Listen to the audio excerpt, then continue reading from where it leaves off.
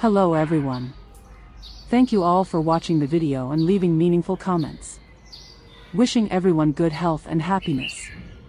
In the early morning, I woke up to aching pain all over my body, the bruises from the robbers beating the day before still burning like fire on my skin.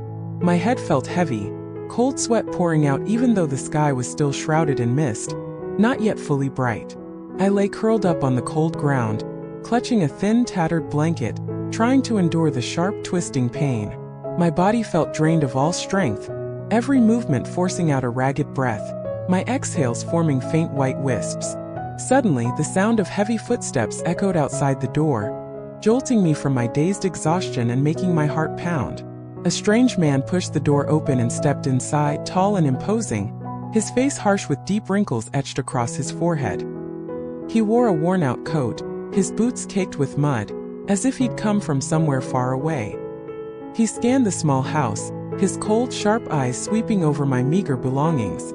Then, in a gruff voice, he declared that this was his house, just bought yesterday, his tone dry and devoid of emotion. I froze, my mind spinning from pain and fever, unable to grasp what was happening. I tried to sit up, but the pain in my back made me groan softly, my hands gripping the wall to steady myself. He pointed at me, barking loudly, ordering me to gather my things and leave the house immediately, no delays allowed. I opened my mouth to explain, but my weak voice couldn't form words, only letting out a few hoarse, broken sounds. His gaze was icy, showing no trace of pity, as if he wanted me gone as fast as possible. I clutched my blanket and bedding, my hands trembling, fingers numb from cold and fatigue. I dragged myself out of the house, my bare feet pressing into the hard, freezing ground.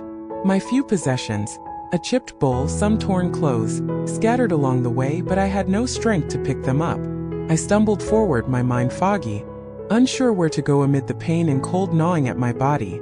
I followed a narrow trail into the nearby forest, the sound of dry leaves crunching underfoot like my own weary sighs. I reached a thick banana tree, its lush green leaves blocking out the light, and spread my tattered mat on the ground. I collapsed onto it, my body limp, the thin blanket barely shielding me from the deep forest chill. A fever crept in, my skin burning hot, my head spinning as if it might burst. The pain from old wounds mixed with the cold, and I curled up, hugging myself to fight it off. Gritting my teeth, I forced myself to stand, determined to climb the mountain and find something to eat to survive the day. My legs shook as I clung to trees along the path, inching up the steep slope step by step. On the way, I spotted a patch of wild sugarcane, its green leaves swaying in the early breeze. I broke off a stalk, my trembling hands peeling the tough skin with a small, dull knife. I bit into it, the sweet juice trickling down my chin, cool and soothing against the heat inside me. But the pain didn't relent, and I chewed slowly, each bite a desperate grasp at my last scraps of energy. I kept walking, passing a dense cluster of banana trees, their broad leaves hiding the path ahead. Suddenly, a faint groan rose from within the banana grove, weak but laced with agony, startling me. I stopped, my heart racing, peering through the leaves to find the source of the sound. Beneath the shade, I saw a figure curled up, motionless, blending into the forest floor. I stepped closer, my shaking hands parting the leaves, and froze when I realized it was Chung. He lay there, his face pale, eyes shut tight, sweat beading on his forehead despite his icy body. I knelt beside him, my heart wrenching as if squeezed by an invisible hand, my fingers brushing his shoulder, feeling him tremble. Chung opened his eyes, his gaze cloudy as he looked at me, his voice a faint whisper. "Lie to Nuong." I choked up, tears welling as he continued. "Don't leave me, okay?" His words stabbed my heart like a knife, and I hugged him tightly, sobbing uncontrollably, tears soaking his shirt and dripping onto his shoulder. I hurriedly gathered my blanket and bedding, helping him up, struggling to support him as he leaned against me. Chung was heavy, his shallow breaths brushing my neck, but I clenched my jaw and kept moving, refusing to let him fall. The path back to my shelter stretched endlessly, and I walked while crying, my heart torn between pain and relief at finding him. I brought him to the shelter, laying him on the mat, my eyes fixed on his face, now gaunt from suffering. I wiped my tears, resolve hardening within me to care for him, even as my own fever and unhealed wounds left me on the brink of collapse.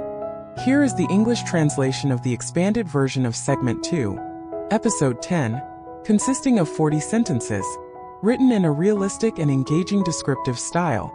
Back at the shelter, I spread the tattered mat on the dry ground, carefully laying Chung down on it. I took the thin blanket and covered him, pulling it up to his chin to keep his trembling body warm. Chung curled up beneath the blanket, his face pale, his eyes half closed from exhaustion and pain. I looked at him, my heart aching as if sliced by a knife, but I couldn't afford to linger. I stood up, tied the small knife to my waist, and resolved to head down to the village to find work for money to buy medicine and food. The trail to the village was rugged, and I hurried along, my bare feet pressing into sharp pebbles. The early sun blazed fiercely, its rays beating down on my shoulders, soaking my thin, ragged shirt with sweat. I reached a small construction site at the village's edge, where a few workers were hauling bricks and mixing mortar. Hesitantly, I approached them, asking in a hoarse, tired voice if I could help out. An older worker glanced at me, nodded, and handed me an old bucket, telling me to carry mortar and shovel sand. I started right away, the heavy bucket of mortar straining my aching shoulders, sweat rolling down my face in streams. The sound of sand rustling under the shovel rang out steadily as I scooped it up, my hands trembling from weakness. I carried the bucket back and forth between the sand pile and the mixing spot, my feet stumbling on the uneven ground. Each time I lifted it, my back screamed in pain as if it might snap, but I gritted my teeth and pushed through.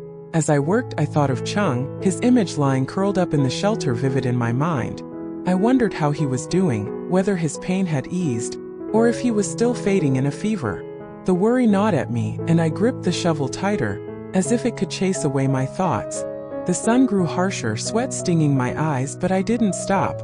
I worked faster, desperate to finish soon and get back to Chung, my heart burning with urgency. The other workers toiled in silence, paying no mind to me, a stranger laboring amid the dust and sand. By the end of the shift, my arms were numb, my legs deadened, but I earned a small handful of crumpled bills as payment.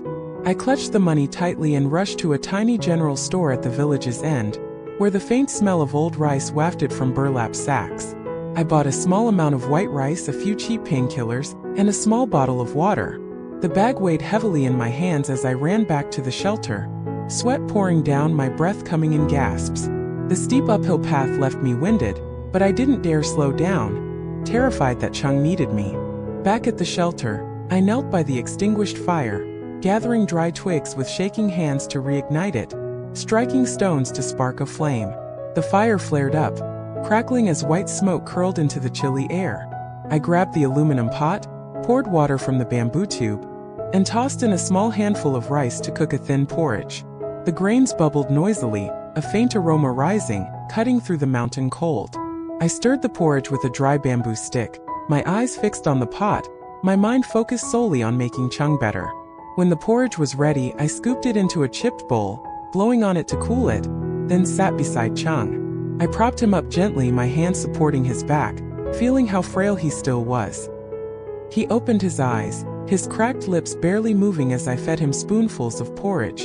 The warm mush slid down his throat, and he swallowed slowly, each small bite seeming to sustain him. I gave him a pill, pouring water from the bottle into my hand for him to drink, then eased him back down. Chung closed his eyes, his breathing steadier, his face seeming to relax slightly from the pain. I sat by the fire, its flickering light casting shadows on his face, now more peaceful in sleep.